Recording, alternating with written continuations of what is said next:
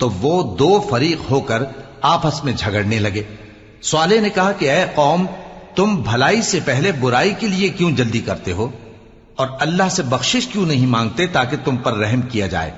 वो कहने लगे कि तुम और तुम्हारे साथी हमारे लिए बुरा शुगून हैं।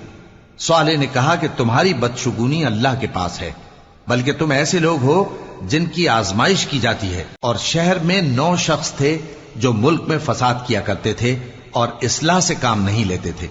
कहने लगे कि अल्लाह की कसम खाओ कि हम रात को इस पर और इसके घर वालों पर शबखून मारेंगे, फिर इसके वारिसों से कह देंगे कि हम तो इसके घर वालों के मौके हलाकत पर थे ही नहीं और हम सच कहते हैं।